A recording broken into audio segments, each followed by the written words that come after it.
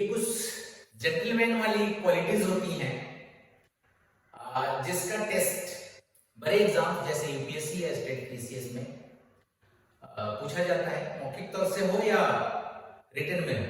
ये क्वालिटीज के बारे में आप कितना जानते हैं ये जाना जाता है। इवन कॉर्पोरेट में भी जब बड़े बड़े पोस्ट पे आप काम करते हैं, मैनेजमेंट के पोस्ट पे काम करते हैं, तो इन क्वालिटीज के बारे में आपको जानना बहुत जरूरी है। बोलते हैं कि ऑनेस्टी और इंटीग्रिटी, क्वेश्चन चाहे पूछा जाए what is difference between honesty and integrity, या ऐसे पूछा जाए why honesty is better than integrity.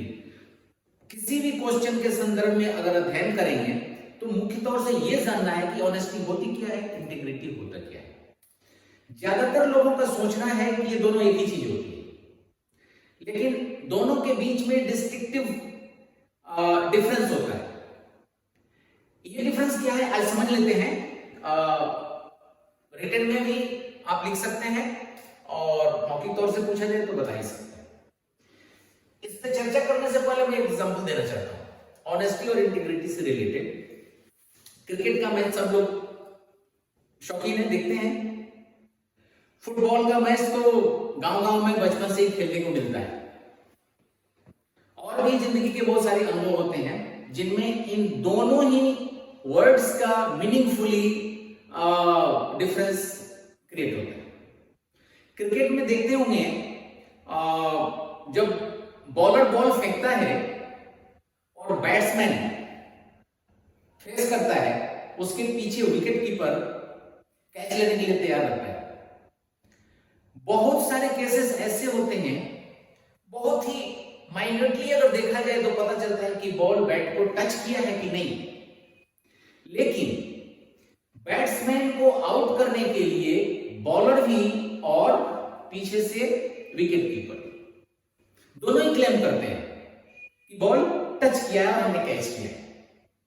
लेकिन कुछ केसेस ऐसे होते हैं कि बॉल तो टच किया है लेकिन ये किसी के नोटिस में नहीं आया, चाहे रेफरी है, एम्पायर है या बॉलर है या विकेट, किसी के नोटिस में नहीं आया, लेकिन बॉल टच किया है। भाई नॉट आउट, ग्रीन सिग्नल दिखा दिया गया, नॉट आउट।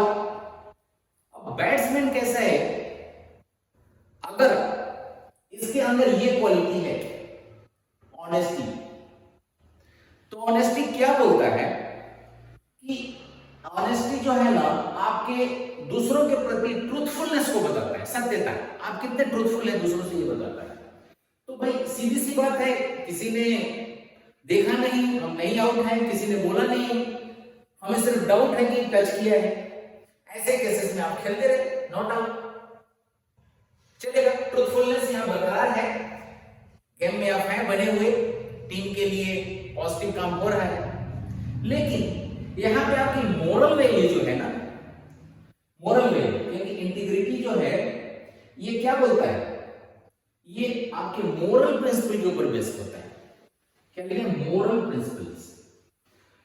बहुत सारे ऐसे बैट्समैन हैं जो हाथ उठाएंगे, बोलेंगे सर नहीं हमारे बैट में टच किया है, आप एक बार रिव्यू लीजिए, और उस समय देखा जाता है कि टच किया है वाकई।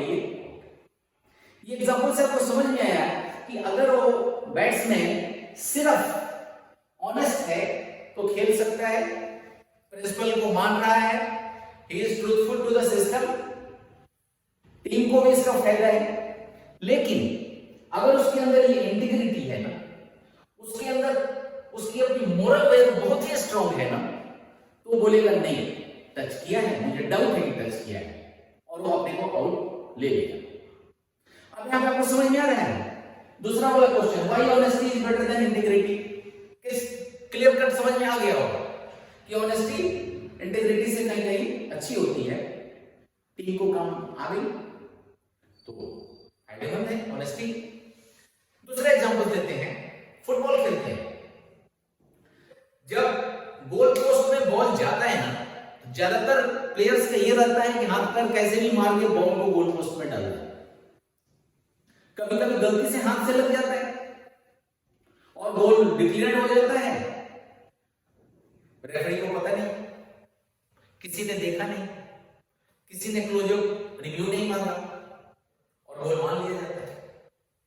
लेकिन उस इंडिविजुअल को पता है मेरे हाथ से टच किया है, लेकिन सिस्टम के लिए ट्रूथफुल है, सिस्टम बोल रही है नहीं ठीक ठाक है, तो गोल मान लिया गया। अगर उसके अंदर ये इंटीग्रिटी वाला कीड़ा है तो क्या बोलेगा, मेरे हाथ से टच किए हुए फाउल। बहुत सारे लोगों का शादी से पहले बहुत सारी ऐसी घटनाएं दुर्घटनाएं होती रहती हैं। बहुत सारे लोग बहुतों के साथ में लिविंग इन में रहे हैं, लेकिन आफ्टर मैरिज अगर सब कुछ ठीक ठाक चल रहा है, कहीं से कोई क्वेश्चन नहीं उठ रहा है, अगर वो बंदा ऑनेस्ट है, ऑनेस्ट इसलिए है कि जिस सिस्टम में अब गया वो सिस्टम सब सही चल रहा है, वो कोई डिमांड नहीं कर रहा है ये बताओ वो बताओ ये क्या होगा, और कहीं से कोई ये इफेक्ट नहीं आ रहा है, नॉर्मल लाइफ चल पड़ी, ठीक है भाई, ऑनेस्ट है, बढ़िया है, ट्रूथफुल है।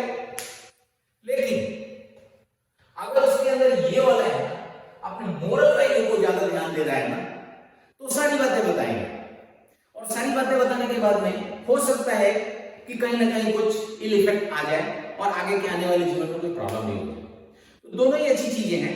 बोलते हैं कि ऑनेस्टी जो है ये आपका ट्रूथफुलनेस को, दूसरों के साथ जो ट्रूथफुलनेस है उसके बारे में ये एक्सप्लेन करता है, और ये क्वालिटी उन चीजों को डिस्क्राइब करता है।